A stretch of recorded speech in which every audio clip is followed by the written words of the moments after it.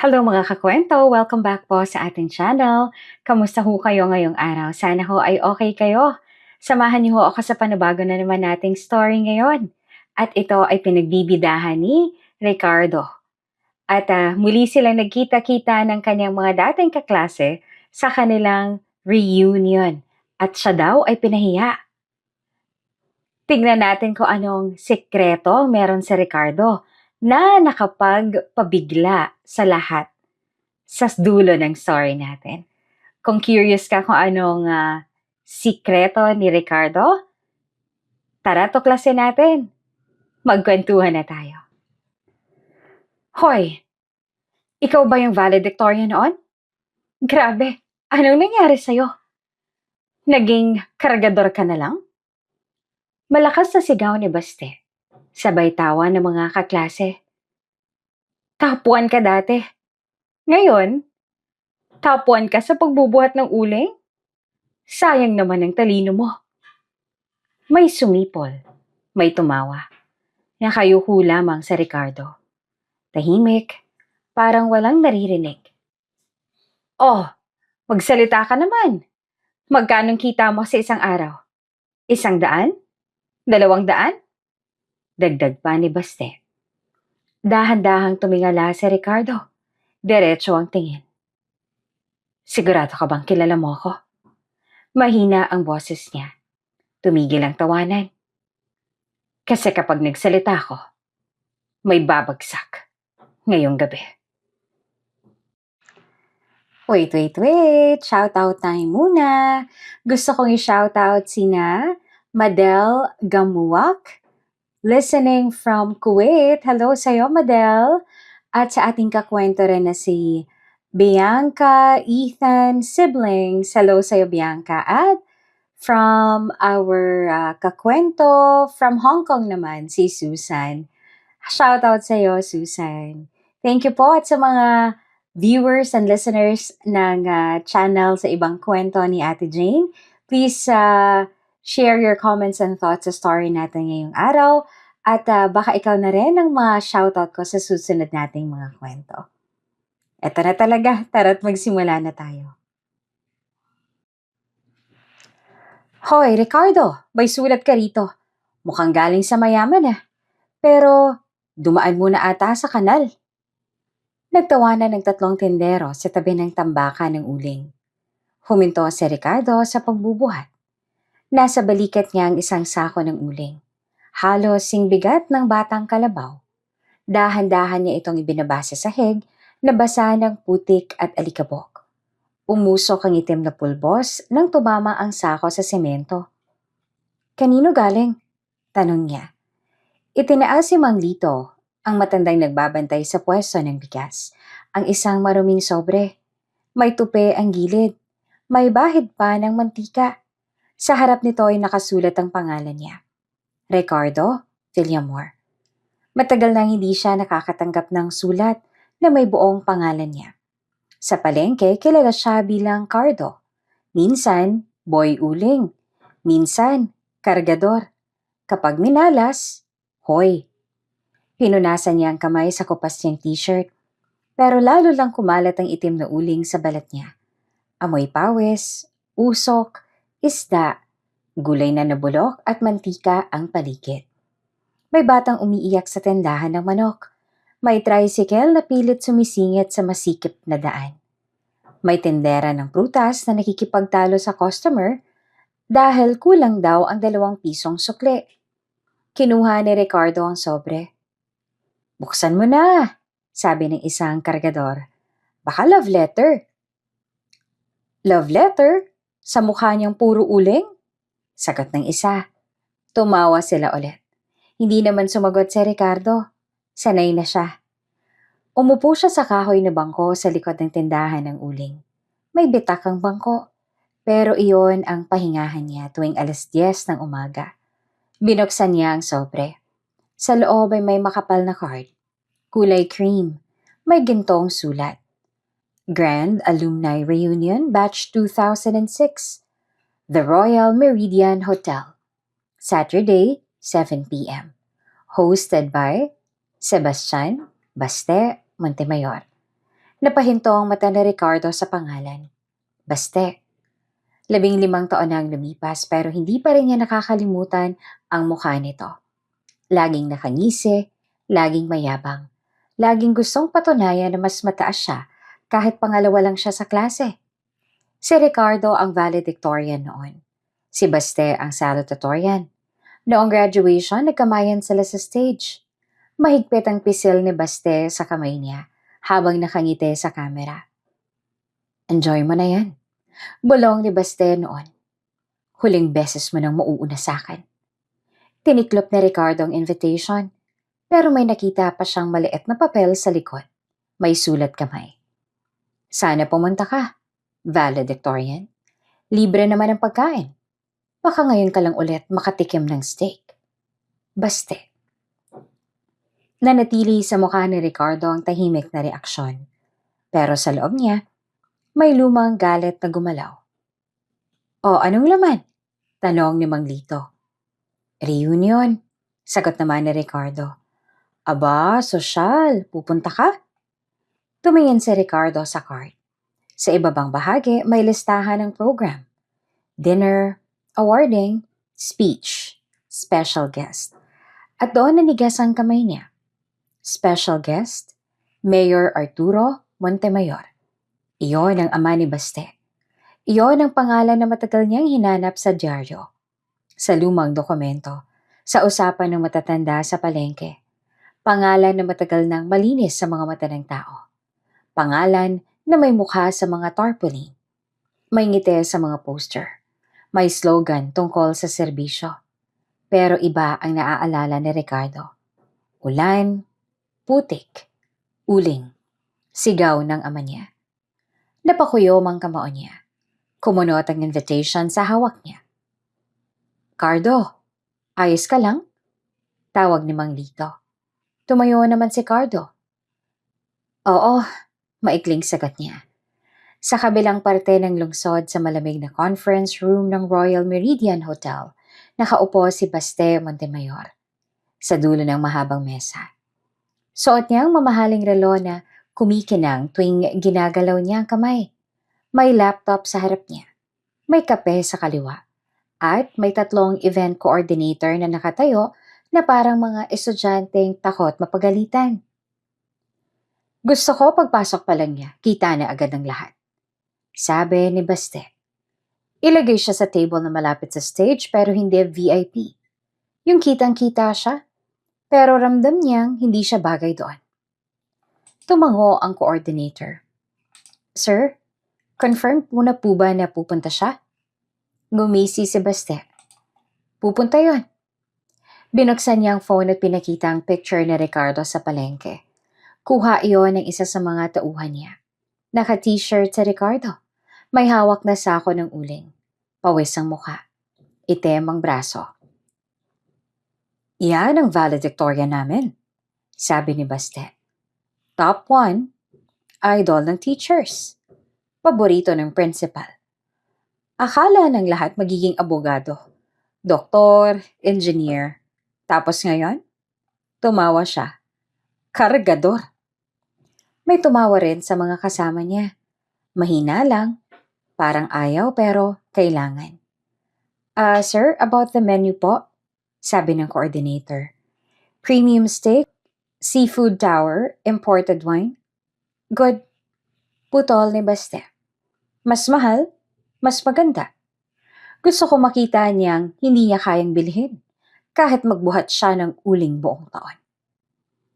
Sir, total estimate po is around 5 million pesos, kasama ng ballroom, food, entertainment, security, media coverage, at donation pledge.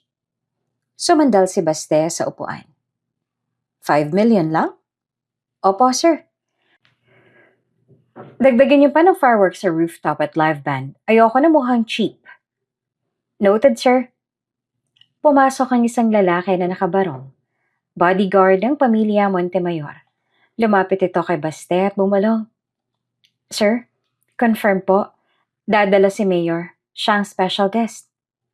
Lalong lumapad ang ngiti ni Baste. Perfect.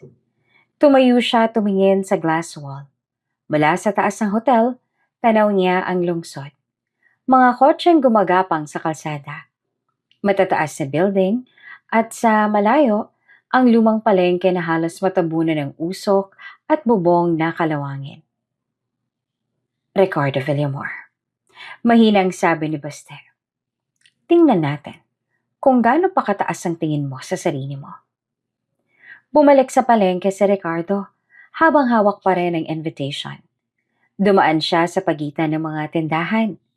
May tumalsik na tubig mula sa isdang nilinis ng tenderang naka-boots. May mga lalaking nagsisigaw ng presyo ng kamatis. May amoy ng bagong katay na manok sa isang sulok. Pero wala siyang naririnig ng malinaw. Nasa isip niya ang pangalang iyon. Mayor Arturo Montemayor. Huminto siya sa harap ng tindahan ng uling. May 10 sako pang kailangang dalhin sa kabilang kanto.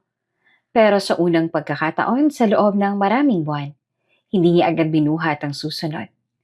Nilabas niya mula sa bulsa ang lumang cellphone. Basag ang gilid ng screen. Nag-type siya ng maikling mensahe. Confirmed. Pupunta ako. Siguraduhin mo handa ang lahat. Ilang segundo lang, may nag-reply. Opo, sir. Nakaabang na kami. Itinago niya ang phone. Pupunta ka talaga? Tanong ni Mang Lito.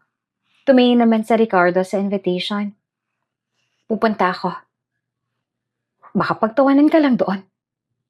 Alam ko. Bakit ka pa pupunta? Hindi naman agad sumagot sa Ricardo. Tumingin siya sa kanyang mga kamay. Makapal ang kalyo. May uling sa ilalim ng kuko. May maliit na sugat sa hinlalaki. Pagkatapos tumingin siya sa malayo. Sa direksyon ng hotel na hindi kita mula sa palengke pero alam niyang naroon. May kailangan ako makita, sabi niya. Dinukot niya ang invitation at inilagay sa bulsa. Kasama nito ang isang lumang litrato na matagal niya nang dala. Hindi niya napansin na hindi naayos ang pagkakapasok.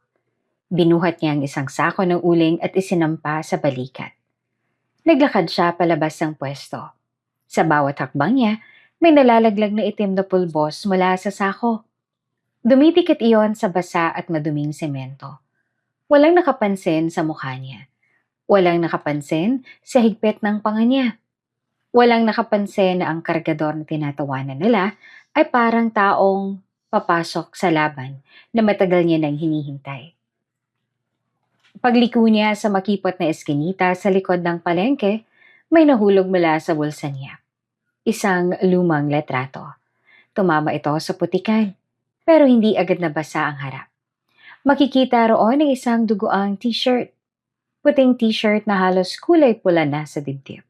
Sa laylayan nito ay may makapal na marka ng uling. At sa likod ng letrato may nakasulat sa lumang tinta. Huling ebidensya ni tatay. Sir, sandali lang, hindi kayo pwedeng pumasok dito. Huminto si Ricardo sa harap ng glass door ng hotel. Nakaharang 2 security guard. Malinis ang uniforme nila. Planchado, may earpiece sa tenga. Hawak ng isa ang metal detector. Tumingin si Ricardo sa loob. Malaki ang lobby. Maliwanag. Makintab ang sahig. May mga taong nakasuit at gown. May babaeng nakapulang dress na may hawak na wine glass. May lalaking tumatawa habang may kausap sa phone. Bumalik ang tingin niya sa guard. May event ako, sabi niya. Tiningnan siya ng guard mula ulo hanggang paa. Kupas ang t-shirt niya. May mantsa ng uling sa manggas. Ang maong niya, may punit sa tuhod. Rubber shoes na pudpod. Anong event, sir? Tanong ng guard. Invited ako. Sagot niya sabay abot ng invitation. Kinuha naman iyon ng guard. Binasa at tumaas ang kilay. Sir, reunion ho ito, formal event. Baka ho namali kayo ng venue. Hindi ako mali. Tumingin ulit ang guard sa loob.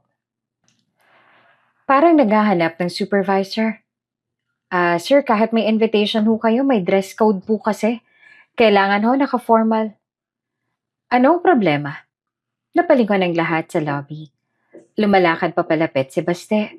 Suot niya ang itim na tuxedo. Maayos ang buhok. May ngiti sa mukha na parang may gustong palabas.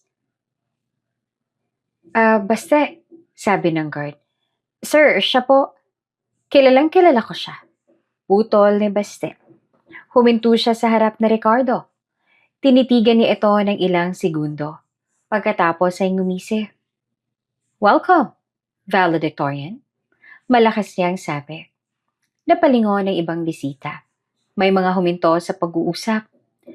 Mukhang dala mo pa yatang amoy ng trabaho mo ah. May mga tumawa. Hindi lahat, pero sapat para marinig. Hindi gumalaw si Ricardo. Relax lang kayo, sabi ni Baste sa mga tao. Classmate ko to. Top 1 namin noong high school. Idol namin. Talaga? Tanong ng isang babae sa likod. Siya yan? Siya yan, sagot ni Baste. Galing, diba? From valedictorian to... Tumingin siya sa damit ni Ricardo. Cargador. Mas malakas ang tawanan. May isang lalaking nakasuit na nagbulong sa katabi niya. Akala ko joke lang. Tiningnan ni Ricardo si Baste. Papasok ako. Maigli niyang sabi. Umangat naman ang kilay ni Baste. Siyempre naman. Guest eh. Lumapit siya sa guard at tinapik ito sa balikat. Let him in. Baka ito pa ang pinaka-interesting na mangyayari tonight. Umatras ang guard at binuksan ang pinto. Pumasok si Ricardo. Pagpasok pa lang, tumama agad sa kanyang malamig na hangin. Malinis ang sahig. Kita niya ang reflection ng sapatos niya. Madumi, may putik sa gilid. May babaeng dumaan sa tabi niya. Napahinto sandali. Napasimangot. Saka naglakad palayo. Amoy uling. Pulong nito sa kasama. Nagpatuloy pa si Ricardo sa paglalakad. Sa loob ng ballroom, mas marami ang tao. May stage sa harap, may malaking screen na may nakasulat na Batch 2009 Reunion. May mga mesa na may puting tela. Sa bawat mesa may kandila at bulaklak. Pero hindi iyon ang tinitingnan ni Ricardo. Isa-isa niyang sinilip ang mga mukha ng staff. May waiter na nagdadala ng tray. May hostess na nakangiti sa entrance. May manager na may hawak na clipboard. Dumaan si Baste sa gilid niya. Uy, Ricardo, hindi ka ba magbibihis? Baka isipin ng mga tao, janitor ka. Okay na ako, sagot naman ni Ricardo. Confident ah, sabi ni Baste. Ganyan ka dati, kahit walang pera. Ang taas ng tingin mo sa sarili. Hindi naman sumagot si Ricardo. Alam mo, dagdag pa ni Baste, inaabangan ka ng lahat. Gusto ka nilang makita. Lalo na nung nakita nila yung picture mo sa palengke. Tumigil si Ricardo. Picture? Ngumisi si Baste. Oo, pinakita ako sa JC para may ideya sila kung anong aasahan. Napatingin si Ricardo sa paligid. May mga kaklase siyang nakatingin sa kanya. May iba na nakangiti, parang naaawa. May iba naman na halatang natutuwa. May lalaki lumapit. Ricardo? Ako to, si June, kaklase mo dati. Tumango si Ricardo. Grabe, ikaw pala yan, sabi ni June. Akala ko hindi ka pupunta. Bakit naman? Ewan, parang tumingin siya sa damit ni Ricardo. Busy ka? Tumawa siya, pero halatang pilit. Enjoy ka na lang, dagdag ni June. Libre naman. Lumayo siya agad. Napabuntong hininga si Ricardo pero tahimik lang. Lumapit siya sa isang mesa sa pinakasulok. Walang masyadong tao doon. Umupo siya, tumingin sa paligid. May waiter na dumaan sa likod niya. Nakasuot ng puting polo, itim na pantalon, may tray ng tubig. Sandaling tumigil ang waiter. Sir, mahina ang boses. Hindi agad lumingon si Ricardo. Sir, handa na po ang lahat sa itaas. Dahan-dahan siyang tumingin. Saglit ang tingin nila ng waiter. Pagkatapos, parang walang nangyari. Naglakad ulit ito. Agad na itinaas ni Ricardo ang kamay. Bahagya lang na parang simpleng galaw. Tahimik na senyas. Wag. Tumangon ng konti ang waiter habang naglalakad. Bumalik si Ricardo sa pagtingin sa paligid. Sa stage ay may host na nagsasalita. Nagbibiroan ng mga kaklase niya. May video na pinapalabas. Mga lumang larawan nila nung high school. May tumatawa ng malakas nang makita ang lumang hairstyle ng isa. Napatingin si Ricardo sa screen. May lumabas na picture niya. Nakatayo siya noon sa stage. Suot ang toga. May medalya, nakangiti. Malinis ang mukha. Tahimik ang ilang segundo sa ballroom. Pagkatapos ay may boses. Nasaan na kaya siya ngayon? Yan na oh, sagot ng isa. Sabay turo kay Ricardo. May ilang tumawa ulit. Hindi umalis ang tingin ni Ricardo sa screen. Ilang segundo pa, nawala ang picture niya. Napalitan ng group photo. Bumalik ang ingay. Tumayo si Baste sa harap ng stage. Kinuha ang mic. Okay guys, simula na tayo. Tahimik ang iba. Gusto ko lang sabihin na sobrang saya ko na nandito tayong lahat. Dagdag niya. Lahat tayo, may kanya-kanyang narating na. Napatingin siya kay Ricardo. May iba, mas mataas. May iba medyo grounded. May tumawa na naman. Hindi gumalaw si Ricardo. Sa ilalim ng mesa ay mahigpit ang hawak niya sa bulsa niya. Naroon ang invitation. Naroon din ang lumang litrato. Sa kabilang side ng ballroom may pintong sarado. May dalawang staff na nakatayo roon. Saglit na napatingin si Ricardo doon. Pagkatapos, bumalik siya sa upuan. Tahimik. Pero sa loob niya, malinaw ang bawat galaw. Nakaabang. Alam niyo ba kung ilan ang kotse ko ngayon? Nakataas ang mic sa kamay ni Baste. Nasa gitna siya ng stage. Nakaharap sa kanya ang buong batch. May ilang nakaupo, may ilang nakatayo, pero lahat nakatingin. 5, sagot niya agad. Hindi na hinantay ang sagot ng iba. Hindi pa kasama yung 2 nakapark sa probinsya. May pumalakpak, may sumipol. Yung isa doon, isang sports car. Halaga? 12 milyon. Dagdag niya. Grabe! Sigaw ng isang lalaki sa harap. Ngumiti naman si Baste. Kita ang saya sa mukha niya habang pinapakita ang picture sa screen. Lumabas ang mga larawan ng sasakyan niya. Makintab, bago, iba-ibang kulay. Hindi ako nagyayabang ha, sabi niya. Pero tumawa siya agad. Share ko lang para makita niyo naman kung saan ako napunta. Sa pinakasulok ng ballroom, tahimik na nakaupo si Ricardo. May hawak siyang baso ng tubig. Hindi niya iniinom. Nakatitig lang siya sa pinto sa kabilang side ng hall. Doon sa may 2 staff na nakabantay. Hindi siya sumasabay sa tawanan. Hindi siya pumapalakpak. Alam niyo, tuloy ni Baste. Noong high school, may isang tao na laging nauuna sa akin. Kahit anong gawin ko, siya lagi ang number 1. May ilan sa audience ang nagkatinginan. Kilalang kilala niya siya. Dagdag pa ni Baste. Tahimik, matalino, paborito ng teachers. May mga ulo na lumingon sa direksyon ni Ricardo. Hindi pa rin siya gumagalaw. Valedictorian, sabi ni Baste sabay ngiti. Si Ricardo. Mas dumami ang tumingin kay Ricardo. May ilan na nakangiti. May ilan na parang nahihiya. Ricardo, tayo ka naman dyan. Sigaw ni Baste. Hindi tumayo si Ricardo. Mahiyain pa rin, sabi ni Baste.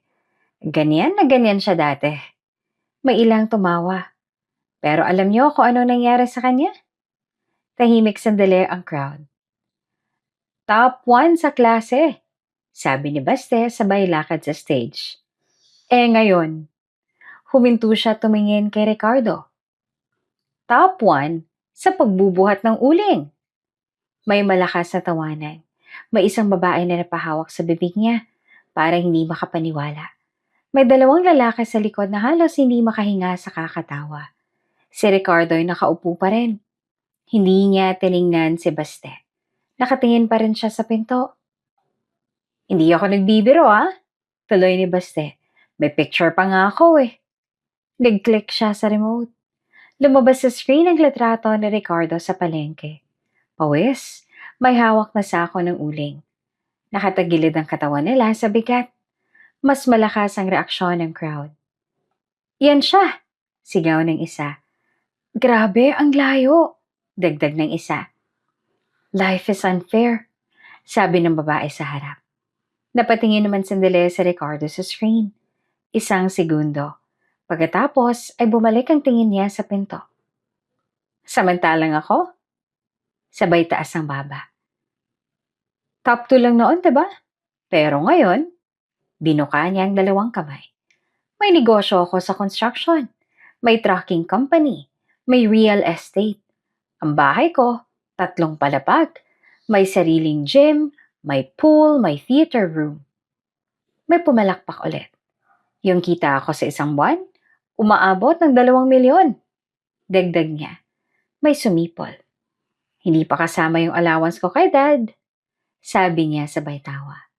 Lumapit siya sa gilid ng stage at mas malapit pa kay Ricardo. Alam mo, Ricardo, sabi niya na mas mababa ang boses pero rinig pa rin. Dapat nagtanong ka sa akin dati. Tinuruan sana kita kung paanong yumaman. Tahimik. Walang sagot sa Ricardo. Pero okay lang, dagdag ni Baste. May kanya-kanya naman tayong kapalaran. Yung iba nasa taas, yung iba, tumingin siya ulit sa damit ni Ricardo. Nasa baba. May tumawa na naman. Sa mesa ni Ricardo may dumaan na waiter. Naglagay ng bagong baso ng tubig. Hindi siya nagsalita. Napansin ni Ricardo ang maliit na galaw ng waiter. Bahagyang pagyuko. Sandaling tingin. Mabilis lang. Parang walang nangyari. Bumalik ang focus na Ricardo sa pinto. May 2 bagong staff na dumating doon. Nakaitim na suit. Hindi niya pa nakita kanina. Enjoy ka lang dyan, ha? Sabi ni Baste, sabay tapik sa hangin. Libre naman lahat eh. Kumain ka ng steak. Baka ngayon ka lang ulit makatikim. Hindi gumalaw si Ricardo. Hindi rin siya kumain. Sa mesa may plato ng pagkain. May steak, mashed potato, may gulay. Hindi hinawakan. Guys, sabi ni Baste at bumalik sa gitna ng stage. Mamaya may special guest tayo. Sigurado ako matutuwa kayo. Nagkatinginan ng mga tao. Pero bago yon, enjoy muna tayo. Kwentuhan, kain, inom. Bumaba siya sa stage.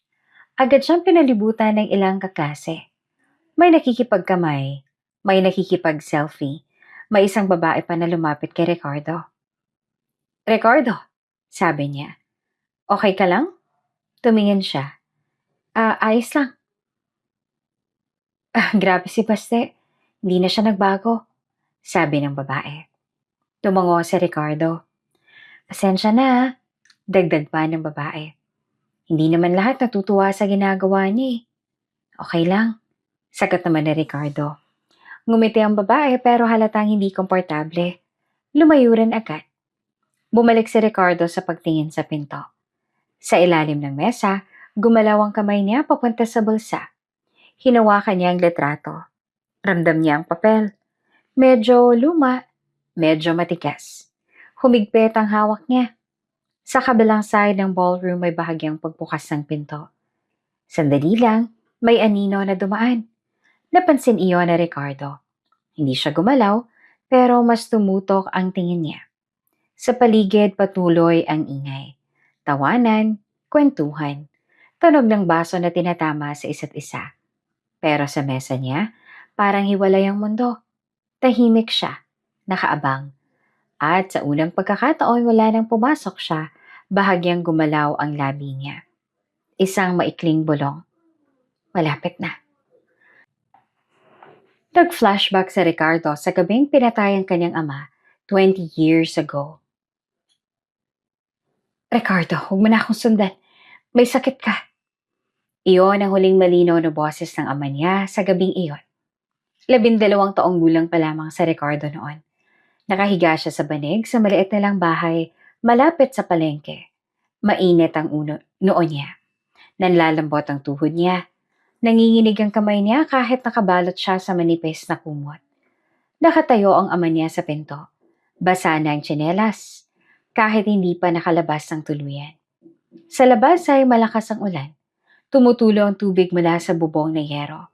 May timba sa gitna ng bahay para saluhin ang tulo. Tay, huwag ka munang umalis. Pakiusap ni Ricardo sa paos na boses. Bukas na lang po. Lumapit ang ama niya at hinawakan ang noo niya. Ang init mo pa rin, sabi nito. Kailangan kitang mabilhan ng gamot. May magbabayad sa akin mamaya kapag naihitid ko yung uling. Takot ako mag-isa. Napatingin ang ama niya sa lumang orasan sa pader. 9:00 na ng gabi. Sandali lang ako. Check-in inasa lang sa may kanto ng lumang terminal. Ihahatid ko lang yung 10 sako. Pagbalik ko, may gamot ka na. May lugaw pa. Umiling si Ricardo. Namumula ang mata niya sa lagnat at iyak. Tay, ngumiti ang ama niya. Pero kita ni Ricardo ang pagod sa mukha nito. May uling sa pisngi. May sugat sa daliri. Basa ng pawis ang damit kahit malamig ang gabi. Kaya mo yan anak, matapang ka. Lumabas ang ama niya. Ilang minuto lang lumipas. Bumangon si Ricardo at nahilo siya agad. Kumapit siya sa dingding na kahoy. Kinuha niya ang maliit na payong sa tabi ng pinto. Putol ang isang bakal nito. Pero nagagamit pa. Lumabas siya. Malakas ang ulan. Tumama agad ang tubig sa paa niya. Malamig ang putik sa eskinita. Ang ilaw sa poste, kumikislap. May aso sa ilalim ng kariton. May amoy ng kanal at basang uling sa hangin. Nakita niya sa dulo ng daan ang ama niya. May hila itong kariton na puno ng sako ng uling. Nakayuko ito habang naglalakad. Mabigat ang dala. Dumudulas ang gulong sa putik. Sumunod si Ricardo ng dahan-dahan. Hindi niya tinawag ang ama niya. Ayaw niyang pagalitan. Gusto lang niyang malapit dito. Gusto niyang makita ito habang nagtatrabaho. Gusto niyang masigurong babalik silang pareho. Humingal siya bawat hakbang. Parang umiikot ang kalsada.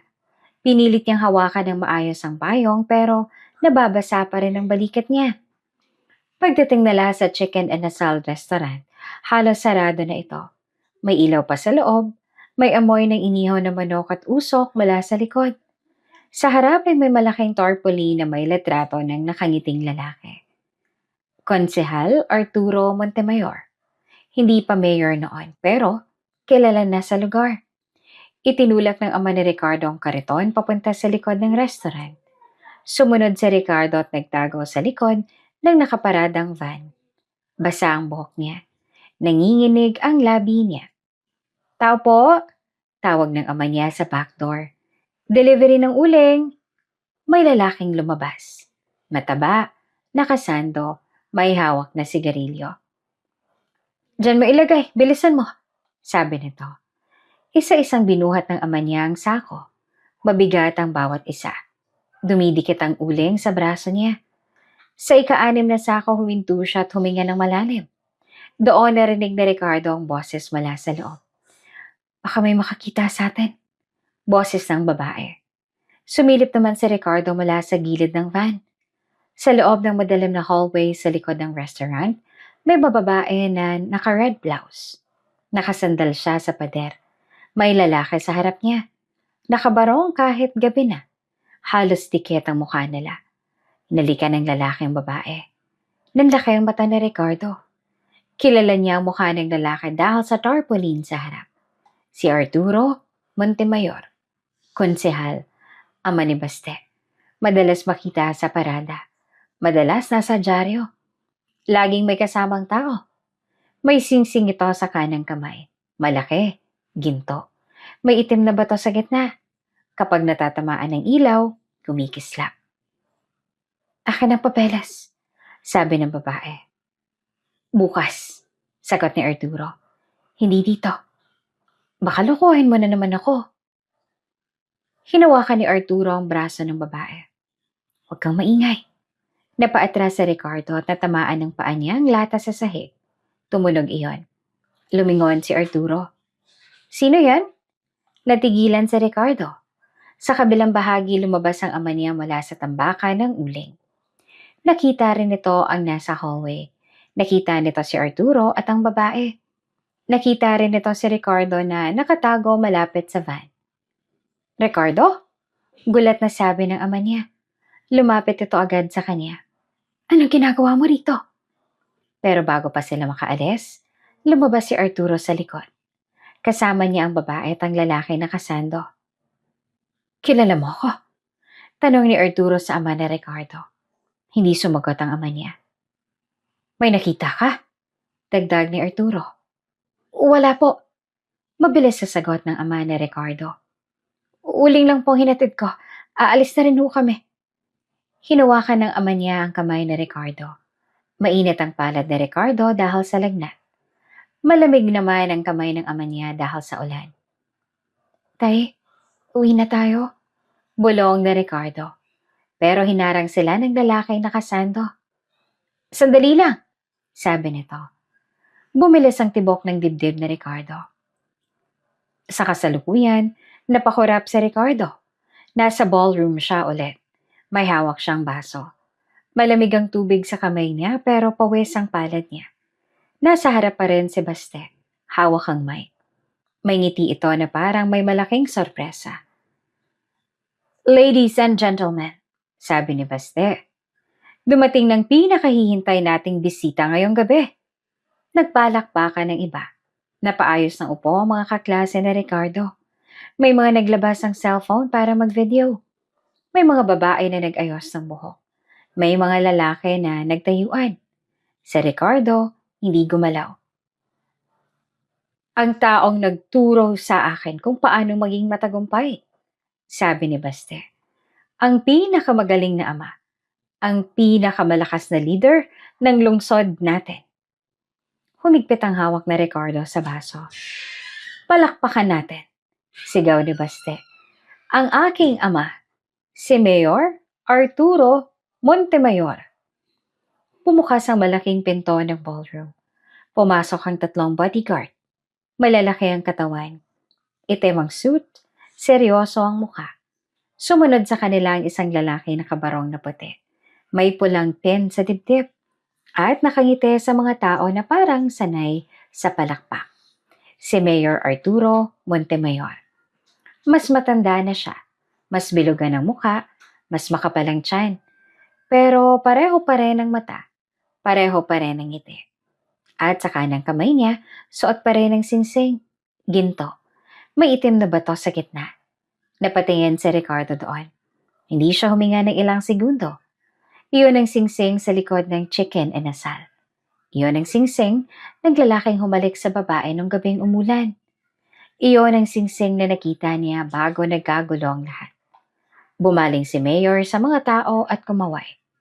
Nakita niya sa Ricardo sa sulok. Sandaling nagtagpo ang mga mata nila. Nawala ang ngiti ni Mayor. Magandang gabi sa inyong lahat. Malakas ang boses ni Mayor Arturo Montemayor habang hawak ang mic. Nakatayo siya sa gitna ng stage, diretso ang tindig at nakangiti. Palakpakan ng buong ballroom. Napakasarap sa pakiramdam na makita ang mga kabataan na naging matagumpay sa kanya-kanyang larangan. Dagdag niya. Sa sulok, nakaupo si Ricardo. Mahigpit ang hawak niya sa baso. Halos mabasag na sa diin ng daliri niya. Malamig ang tubig, pero hindi niya iyon iniinom. Nakatitig siya kay Mayor. Hindi sa mic, hindi sa ngiti. Sa mata. Alam niyo, tuloy ni Mayor, ang tagumpay ay hindi bastang dumarating. Pinaghihirapan yan. Pinagpaplanuhan, pinaglalaanan ng oras. May mga tumango sa audience.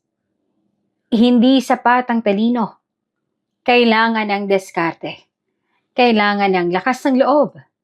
At higit sa lahat, kailangan ng tamang gabay.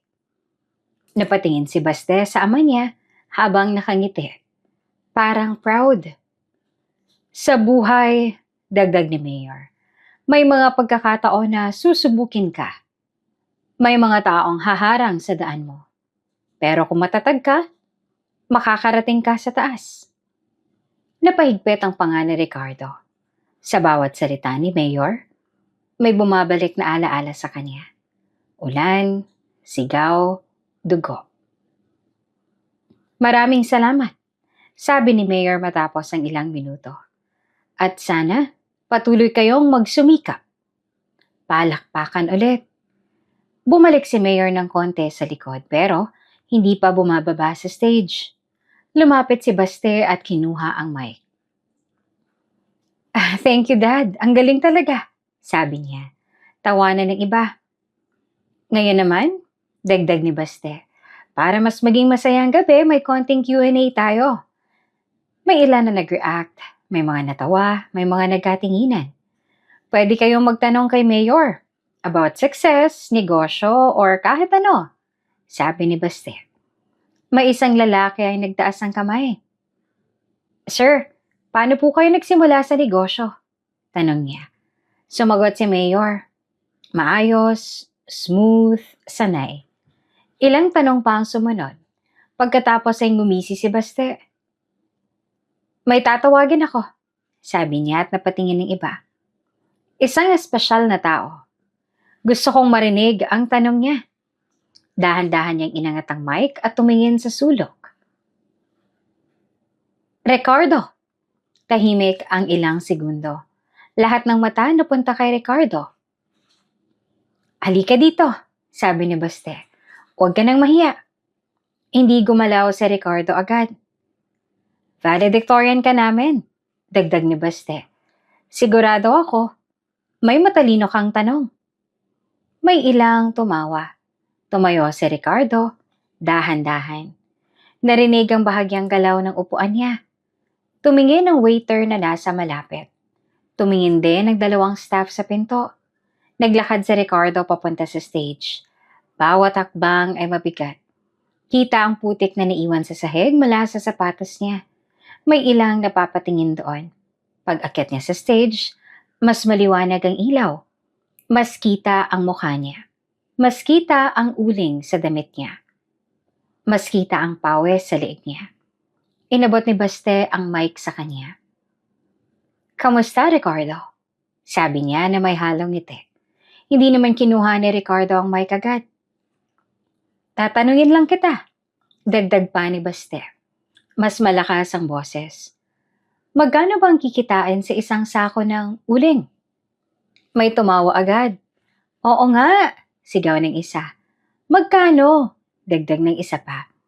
Tinignan ni Ricardo ang mic pagkatapos hindi niya ito kinuha. Tumingin siya kay Mayor. Diretso. Tahimik. Parang hindi niya naririnig ang mga tao. Sumagot ka naman, sabi ni Baste. Para malaman namin kung gaano kahirap ang trabaho mo. Hindi pa rin sumagot si Ricardo. Lumapit siya ng konti kay Mayor. Isang hakbang. Dalawa. Halos magkatapat na sila. Napansin ni Mayor ang galaw niya. Bahagyang umatras ang ulo nito. Pero pinilit niyang manatiling kalmado. Anong gusto mong itanong? Tanong ni Mayor. Mahina ang boses niya pero rinig sa mic. Tinitigan siya ni Ricardo. Malapitan. Kita niya ang kulubot sa gilid ng mata ni Mayor. Kita niya ang bahagyang pawis sa noon nito. Kita niya ang singsing sa kamay nito. Pareho pa rin. Hindi nagbago. Naalala mo ba ako? Tanong ni Ricardo. Tahimik ang buong ballroom. Hindi inaasahan ng mga tao ang tanong. Napatingin si Baste sa ama niya. Napakurap si Mayor. Anong ibig mo sabihin? Tanong nito. Hindi naman sumagot sa Ricardo. Mas lumapit siya ng konti. Ngayon, halos isang dangkal na lang ang pagitan nila. 20 taon na. Pero hindi ko nakalimutan. Mas lalong tumahimik ang paligid. May ilang nagkatinginan. May mga hindi na tumatawa. Biglang nag-vibrate ang phone ni Mayor. Malakas ang tunog dahil tahimik ang buong hall. Napatingin si Mayor sa bulsa niya at kinuha niya ang phone. Lumabas sa screen ang pangalan, Hotel Manager. Nanigas ang kamay ni Mayor sandali. Sa parehong oras, may tunog din mula sa bulsa ni Ricardo. Nag-vibrate. Parehong sandali, parehong oras. Napatingin si Ricardo sa bulsa niya. Pagkatapos ay bumalik ang tingin niya kay Mayor.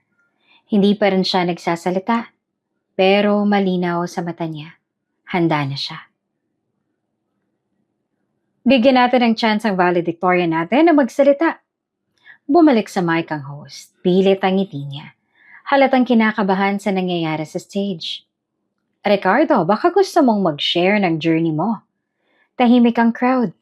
Nakatayo pa rin si Ricardo sa harap ni Mayor. Nasa tabi niya si Baste. Hawak ang mic pero hindi siya makapagsalita. Unti-unting kinuha ni Ricardo ang mic. Walang panginginig ang kamay niya. Napansin naman iyon ng mga tao. Uy, confident. Bulong ng isang babae. Hindi siya kinakabahan, sabi ng lalaki sa likod. Huminga ng malalim si Ricardo. Tumingin siya sa crowd. Isa-isa niyang sinilip ang mukha ng mga kaklase niya. May iba na curious. May iba na nag-aabang. May iba na gusto pa rin tumawa. Matagal na panahon, sabi niya. Diretso ang boses. 15 taon mula nang huli tayong nagkita. Tahimik pa rin ang lahat. Marami sa inyo, may narating na. Dagdag niya. May negosyo, may trabaho, may pamilya. Saglit siyang tumingin kay Baste. Mayaman. May ilang natawa pero mahina lang. Yung iba, sabi ni Ricardo, hindi pinalad. Hindi siya ngumiti. Kasama na ako doon. Walang reaksyon si Baste. Nakakunot ang noon nito. Valedictorian ako noon. Tuloy ni Ricardo. Akala ng lahat madali na ang buhay ko pagkatapos. Tumigil siya sandali. Pero ilang buwan lang matapos ang graduation, namatay ang tatay ko. May ilang nagulat. Nagkatinginan ng iba. Wala na rin akong nanay noon. Dagdag niya. Kaya mag-isa ko. Walang pera, walang tutulong, walang kakilala. Bahagyang naglakad si Ricardo sa stage. Hindi siya nakatingin sa mic. Nakatingin siya sa malayo. Parang may nakikita siyang iba. Trabaho kung saan-saan. Kargador, tagabuhat, tagalinis. Napatingin ang ilan sa kamay niya. Makapalang kalyo. Pero may isang bagay na hindi ko nakalimutan. Dagdag niya. Humigpit ang hawak niya sa mic. Isang gabi, napatingin si Mayor sa kanya. 20 taon nang nakalipas, sabi ni Ricardo. May batang may lagnat. Naiwan sa bahay. Natakot mag-isa. Tahimik ang buong ballroom. Sinundan niya ang tatay niya sa ulan. Dagdag niya. Hanggang sa isang restaurant sa palengke. Bahagyang kumalaw ang mukha ni Mayor. Napansin niyo na Ricardo. Doon, may nakita siya. Isang lalaking may kapangyarihan na may kausap, may tinatago. Napahigpit ang hawak ni Baste sa mic. Ricardo, tama na. Bulong niya. Hindi siya pinansin ni Ricardo. May nangyaring hindi dapat. May narinig siyang sigaw. May nakita siyang dugo. Humigpit ang hawak ni Ricardo sa mic. Saglit siyang tumahimik na parang bumalik ang lahat. Ricardo, tumakbo ka! Malakas ang ulan. Dumidikit ang damit sa balat niya. Basa ang lupa, madulas. Hawak siya ng ama niya sa balikat. Tayo, uwi na tayo! Sigaw ni Ricardo na nanginginig ang boses. Hinila siya ng ama niya palayo sa likod ng restaurant. Wala tayong nakita. Uwi na tayo! Sabi ng ama niya. Pero may sumigaw mula sa likod. Tumigil ka! Si Arturo Montemayor. Konsehal pa lamang noon. May hawak siyang barel. Wala kaming nakita! Sigaw ng ama ni Ricardo. Pakiusap, paalis na kami! Hindi siya pinansin ni Arturo. Naglakad siya papalapit. Kasama ang babae. Naka-red blouse, basa rin ng ulan. Nakatingin lang kay Ricardo at sa ama niya. Tumigil ka, sabi! Ulit ni Arturo. Biglang, bang! Nagpaputok siya sa hangin. Napayuko si Ricardo at napasigaw. Tay! Pero hindi tumigil ang ama niya. Hinila pa niya si Ricardo. Takbo! Takbo! Sigaw niya.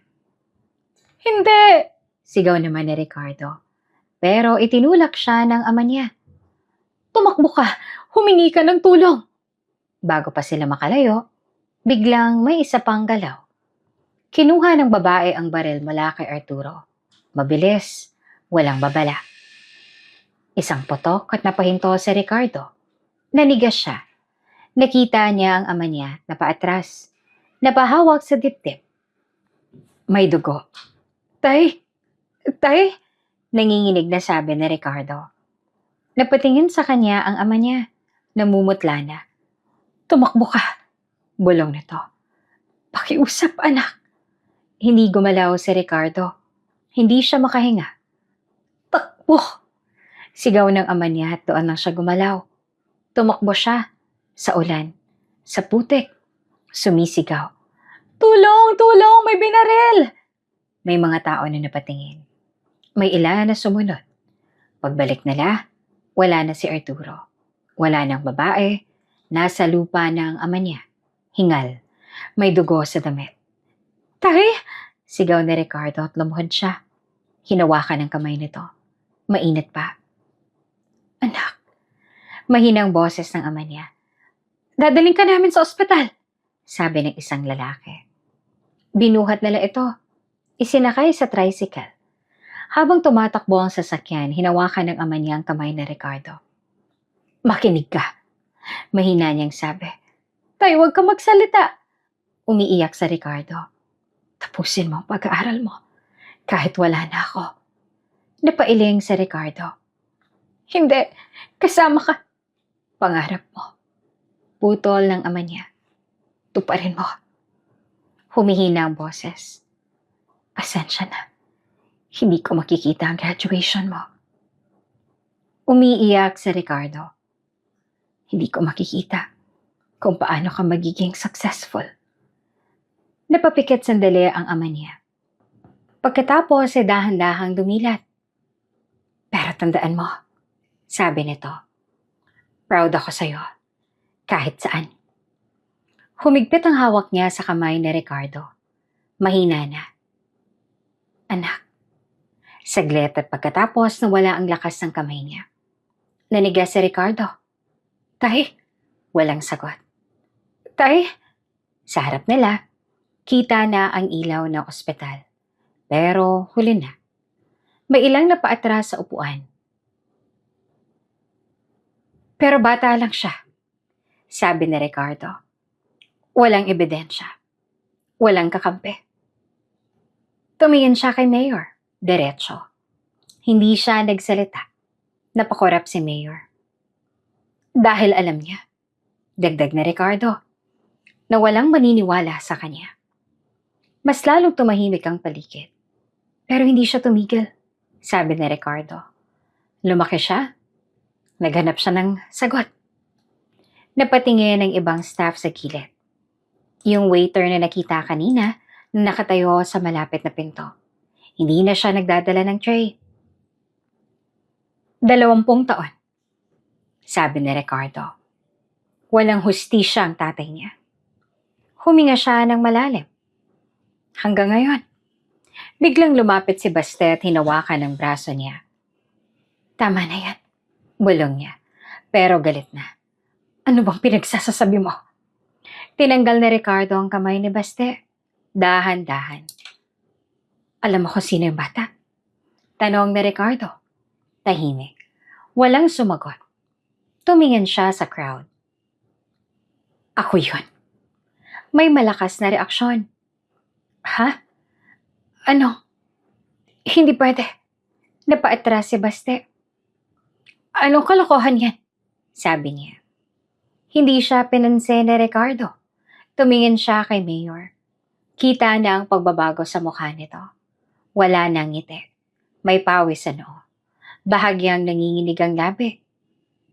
Naaalala mo na ba? Tanong ni Ricardo. Hindi naman sumagot si Mayor. Chicken and asal. Sa likod. Ulan. Gabi. Mas lalong nanahimik ang paligid. May nakita akong hindi ko dapat makita. Napaatras si Mayor ng isang hakbang. Agad lumapit ang isang bodyguard. Sir, itinaas ni Mayor ang kamay at pinatigil siya. Hindi ko alam ang sinasabi mo, sabi ni Mayor, pilit ang boses. Talaga? Sagot na Ricardo. Nagkatinginan ng crowd. May ilang naglabas ng phone para mag-video. Ricardo, tama na! Sigaw ni Baste. Hindi ito lugar para sa... Lugar to, para sa katotohanan. Putol na Ricardo. Tahimik. Biglang gumalaw ang isang bodyguard sa gilid. Napansin niya ang mga staff na nakapwesto sa paligid. Yung waiter, yung dalawang nakasuit, yung manager. Hindi sila normal na staff. Nagkatinginan sila. Isang mabilis na senyas. Biglang bumunot ng barel ang bodyguard. Tumigil ka! Sigaw nito kay Ricardo. May sumigaw sa crowd. May ilang napayuko. Pero bago pa makagalaw ang bodyguard, sabay-sabay na lumapit ang mga staff. Mabilis, organisado. Hinawakan ang braso ng bodyguard. Tinulak pababa ang barel. Inagaw agad. SWAT! Huwag gagalaw! Sigaw ng isa. Nanigas ang lahat. Ang waiter naka-vest na may hawak ng posas. Ang manager may barel na rin. Ang dalawang nakasuit sa pinto nakatutok kay Mayor. Napaatras si Baste. Ano to? Sigaw niya. Walang sumagot. Sa gitna ng stage nakatayo si Ricardo. Tahimik, kontrolado. At sa unang pagkakataon, wala nang tumatawa. Sir, huwag kayong gagalaw. Nakatutok ang barel ng SWAT sa bodyguard na kanina pa nagtaas ng armas. Nakaluhod na ito. Sa sahig, hawak ang ulo. Nagkagulo ang ballroom. May sumigaw, may tumayo. May umatras sa mesa. May babae na napahawak sa braso ng kasama niya. Anong nangyayari? Sigaw ng isa. Sa gitna ng stage, hindi naman gumalaw si Ricardo. Tumingin siya kay Mayor. Hindi pa tapos, sabi niya. Kinuha niya mula sa bulsa niya ang isang maliit na recorder. Luma, gasgas ang gilid. Halatang matagal na ang gamit. Napatingin ng mga tao. Yan bang ebidensya mo? Tanong ni Baste na nanginginig ang boses. Recorder lang? Hindi naman sumagot sa Ricardo. Pinindot niya ang play. Ang una, puro static lang. Mahinang ingay, parang hangin, parang ulan. Pagkatapos, Ricardo, tumakbo ka! Biglang tumahimik ang buong ballroom. Boses iyon ng isang lalaking mahina, pagod. Huwag kang lalapit, tumakbo ka! Napahawak si Ricardo sa mic. Hindi niya inalis ang tingin niya kay Mayor. May baril siya. May narinig na kalabog sa recording. Hindi ko sinasadya. Boses ng isa pang lalaki at pamilyar. Nanigas ang mukha ni Mayor. Maawa kayo. Boses ng ama ni Ricardo. Sunod ay isang putok. Malakas. May ilang napasigaw sa ballroom at biglang natigil ang recording. Tahimik. Walang gumalaw. Walang nagsalita. Yan. Ang huling salita ng tatay ko. Sabi ni Ricardo. Diretso ang boses niya. Bago siya mamatay. Napatingin ng mga tao kay Mayor. May ilang napaatras. May ilan na napailing. Hindi totoo yan. Sigaw ni Baste. Peke yan. Hindi siya pinansin ni Ricardo. 30 taon ng saksi. Sabi niya. Nagtago siya. Natakot. Tulad ko. Tumingin siya sa crowd pero nakita ko siya ulit sa palengke. Habang nagtatrabaho ako. Trabaho? Tanong ng isang lalaki. Oo. Sagot ni Ricardo. Kargador. May ilang nagulat. Akala niyo ba iyan lang ang ginagawa ko? Sabi niya tahimik. Hindi ako nagbuhat ng uling para mabuhay lang. Nagbuhat ako para maghanap. Humigpit ang hawak niya sa recorder. Maghanap ng katotohanan. Napatingin si Baste sa kanya. Pawis na ang noon nito. Hindi mo pwedeng gawin to. Hindi mo alam ang sinasabi mo. Sabi ni Baste. Alam ko. Putol na Ricardo. Tumingin siya kay Mayor. Ikaw ang nandoon. Ikaw ang may kausap. Ikaw ang may dahilan para patahimikin siya. Umiling si Mayor. Wala kang pruweba. Isang recorder lang yan. Tama? Kaya naghanap ako. Tinuro niya ang paligid. Lahat ng staff na nandito. Hindi lang basta staff. Napatingin ng mga tao sa waiter, sa manager, sa mga nakasuit. Kasama sila sa operasyon. Matagal na. Biglang gumalaw si Mayor. Mabilis. Tumakbo siya pababa ng stage. Sir! Sigaw ng isang SWAT. Pero bago pa siya makalayo, humarang si Ricardo. Diretso. Hindi pa tayo tapos. Sabi niya, tinulak siya ni Mayor. Pero hindi gumalaw si Ricardo. Sa isang mabilis na galaw, hinawakan niya ang braso ni Mayor. Inikot ito, tinulak pababa. Bumagsak si Mayor sa sahig. Malakas ang tunog. Napasinghap ang crowd. Aray! Sigaw ni Mayor. Agad naman na lumapit ang dalawang SWAT. Hinawakan ang kamay niya at inilabas ang posas. Sir, arestado kayo, sabi ng isa. Pinilit ni Mayor na pumiglas. Hindi niyo ako pwedeng galawin, sigaw niya. Mayor ako. Masinigpitan ng SWAT ang hawak. May warrant po, sagot ng isa. Sa gilid nakatayo naman si Baste, namumutla. Hindi siya makapaniwala. Tay, mahina niyang sabi. Tiningnan siya ni Mayor. Galit, takot, gulo. Habang pinoposasan siya, bigla siyang sumigaw. Hindi akong bumarel. Napahinto ang lahat. Ang kabit kong gumawa noon. Dagdag niya. Siyang bumarel. Mas lalong nagkagulo ang crowd. Ha? May kabit? Ano? Tumingin si Ricardo kay Mayor. Hindi siya nagulat. Parang inaasahan niya na. Tahimik siya pero sa loob niya may isang bagay na gumalaw. Siya! Siyang tinutukoy ko. Napatingin ang lahat sa direksyon ng sigaw ni Mayor. Nakaposes na siya pero pilit pa rin sumisigaw habang hawak ng dalawang SWAT ang braso niya. Nasaan siya? Dagdag niya. Siyang bumarel. Nagkagulo ulit ang mga tao. May mga lumingon sa likod. May mga tumayo para makita kung sino ang tinuturo. Sa gilid ng ballroom may isang babae na dahan-dahang umatras. Naka-formal siya, itim na dress, maayos ang buhok. May hawak na tablet, parang assistant ng isang executive. Kanina pa siyang nakatayo malapit kay Mayor. Tahimik lang. Pero ngayon, halata ang kaba. Sir, please calm down. Sabi niya at pilit ang ngiti. Pero hindi na nakikinig si Mayor.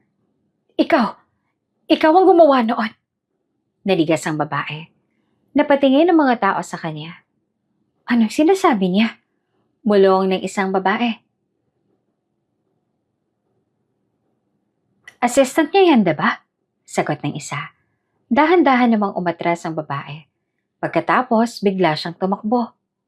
Hoy! Sigaw ng isang pulis.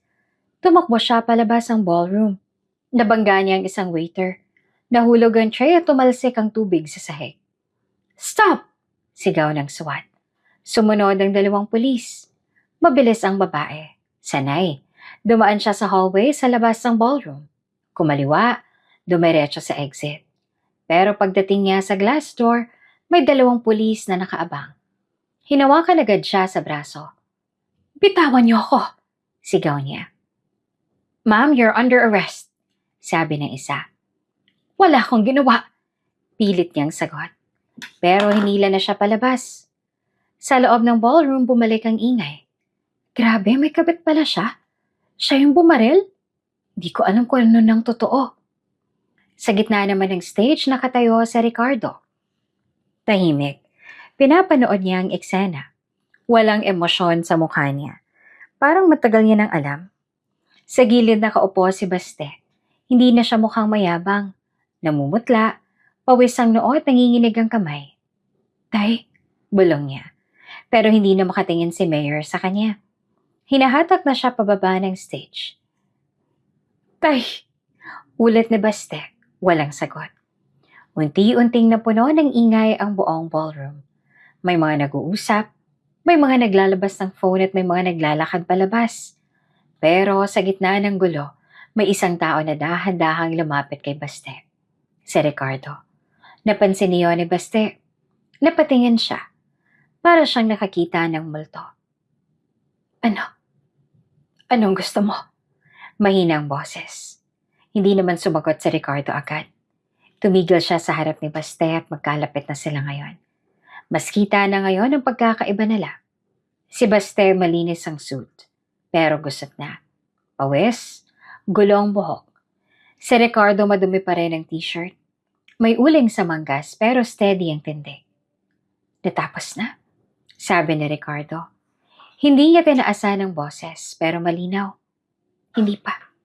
Hindi pa tatapos. May abogado kami at may connection kami. Hindi gumalaw si Ricardo. May pera kami, dagdag ni Baste. Dahan-dahang inilabas ni Ricardo ang kamay niya sa bulsa. May hawak siyang maliit na piraso ng uling at maitim at magaspang. Kasing laki ng 2 daliri. Napatingin doon si Baste. Ano yan? Tanong niya at hindi naman sumagot si Ricardo. Hinawakan ng kamay ni Baste. Bahagya lang, hindi marahas. Pero sapat para hindi makaiwas si Baste. Ibinuka niya ang palad nito. Pagkatapos, inilagay niya ang uling sa gitna ng kamay. Tahimik. Yan ang tingin mo sa akin, diba? Sabi ni Ricardo. Napatitig si Baste sa uling. Hindi siya makasagot. Yan ang pinakita mo sa lahat. Kargador? Uling? Mababa? Napakurap si Baste. May luha sa mata niya. Hindi ko alam. Bulong niya. Alam mo, putol ni Ricardo. Diretso ang tingin niya. Pinili mo lang. Napayuko si Baste. Humigpit ang hawak niya sa uling. Dumumi ang kamay niya.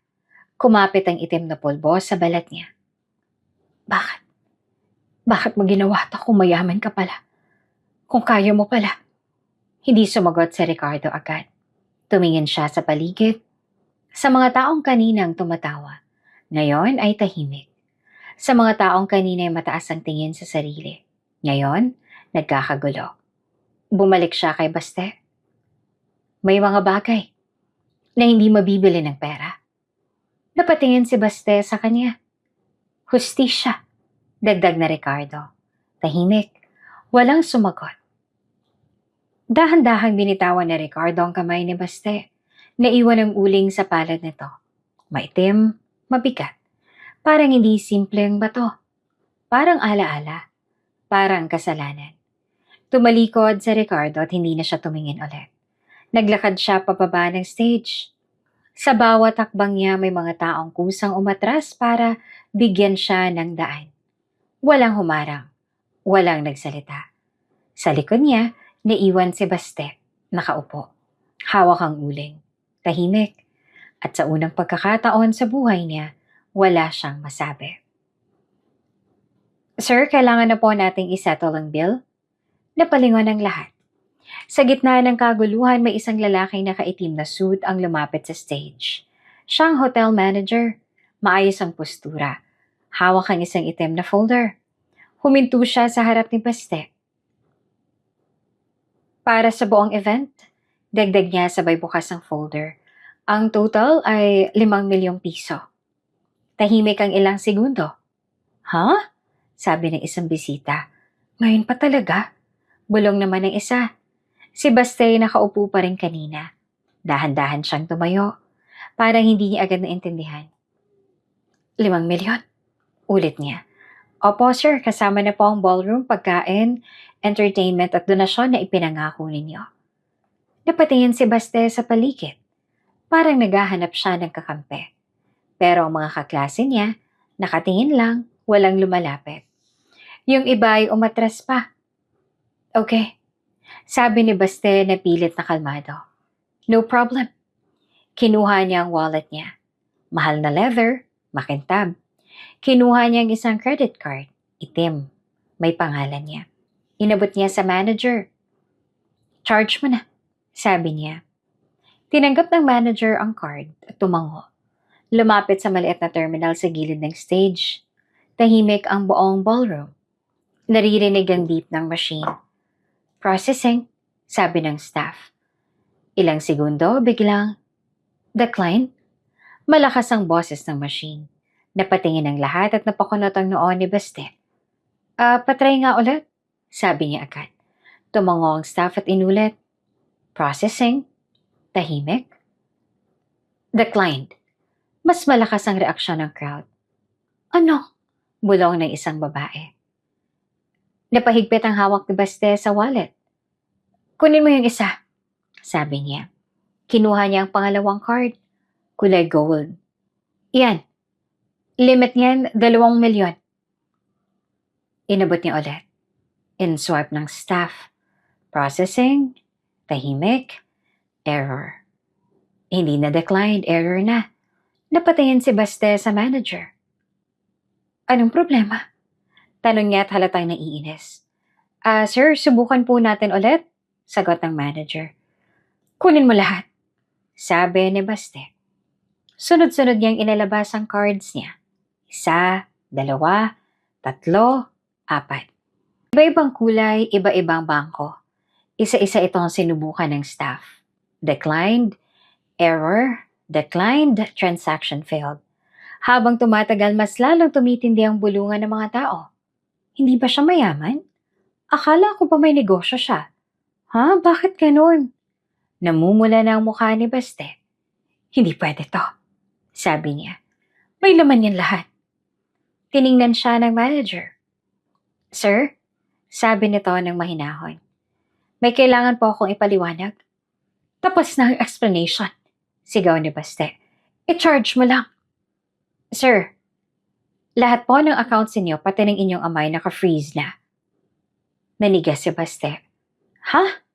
Anong ibig mo sabihin? Tanong niya. May order po mula sa authorities. Sagot ng manager. Kaugnay ng investigasyon sa graft at corruption. Tahimik. Parang huminto ang hangin. Hindi pwede. Bulong ni Baste. Napaatras siya ng isang hakbang. Check mo ulit. Sigaw niya. Tumawag ka sa bangko. Kilala ko doon. Nasubukan na po namin, sir. Kanina pa. Napatingin si Baste sa paligid. Wala nang tumatawa. Wala nang pumapalakpak. May ilan na nakatingin sa kanya na parang ibang tao na siya. Yung dating mayabang, ngayon wala. Guys, sabi ni Baste. Tumingin sa mga kaklase niya. Tulungan niyo na muna ako. Babayaran ko kayo bukas na bukas. Tahimik, walang sumagot. May isang lalaki na umiwas ng tingin. May babae na nagkunwaring busy sa phone. May ilan na dahan-dahang lumayo. Kanina ang yayabang ninyo, bulong ni Baste. Ngayon wala na. Hindi siya pinansin.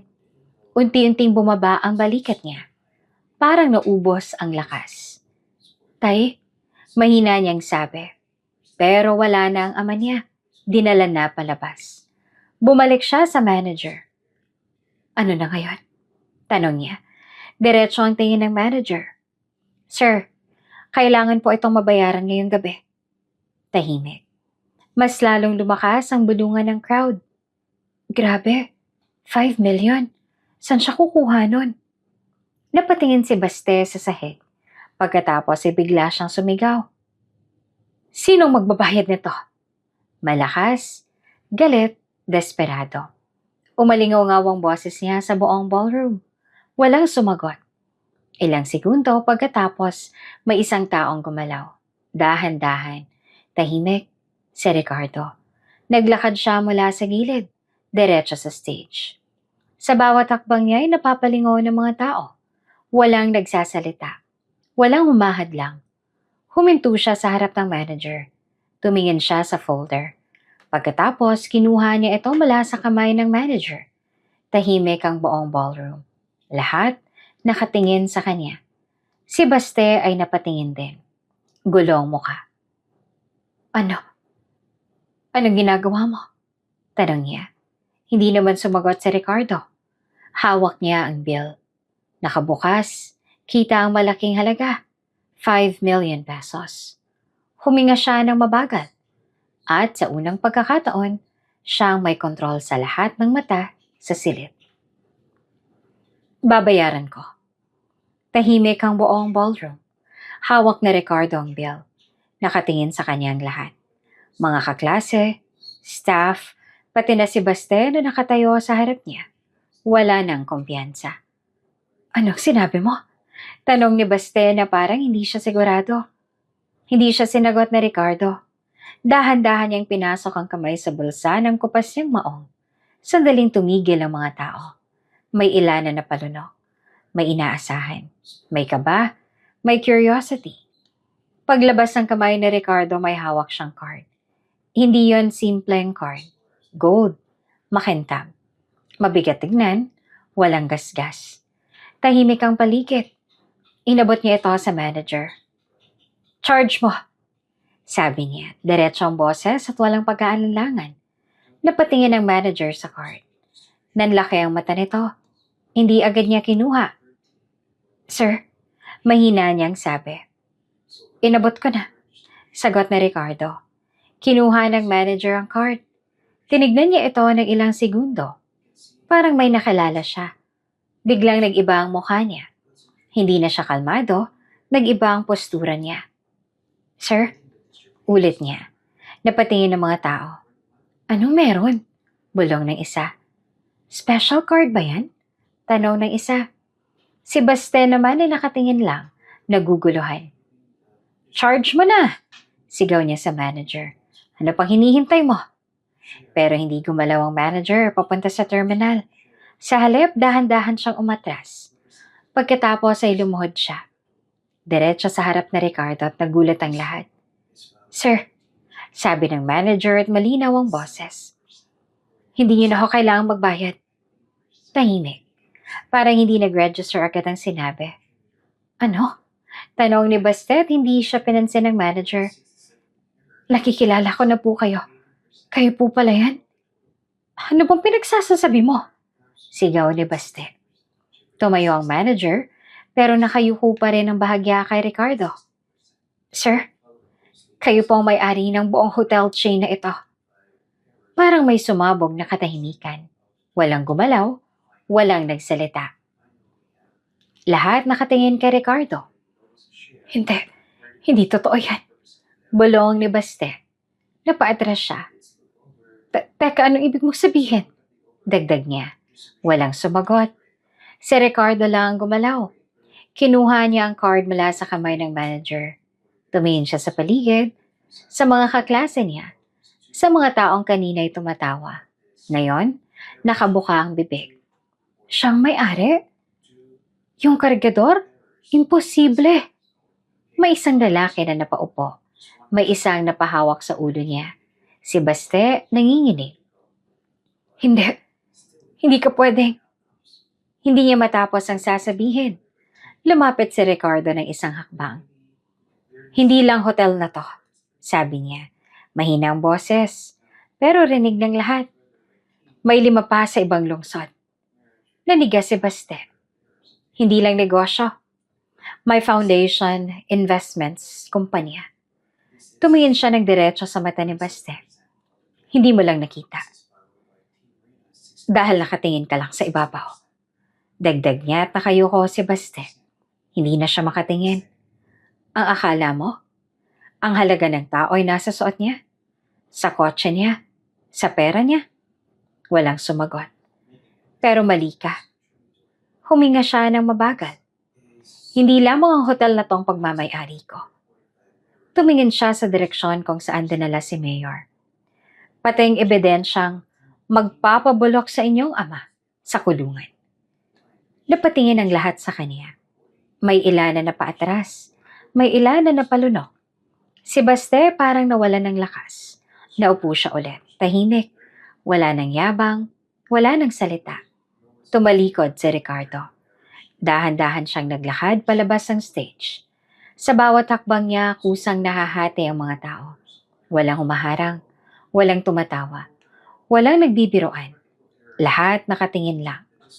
Habang naglalakad siya papunta sa pinto, may isang waiter na bahagyang yumuko sa kanya. May isang staff na nagbukas ng pinto. Hindi siya tumigil. Paglabas niya ng ballroom, mas tahimik ang hallway. Mas malamig ang hangin. Mas malinaw ang isip. Huminto siya sandali. Huminga.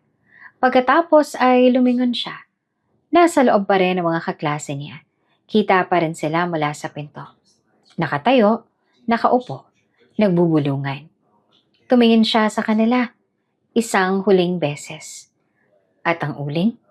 Sabi niya at napatingin ng ilan. Kapag dumaan sa init at pressure, nagiging diamante.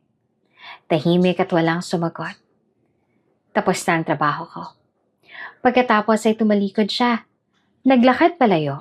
At sa likod niya, naiwan ang mga taong minsan siyang minaliit. Ngayon, sila naman ang walang masabi.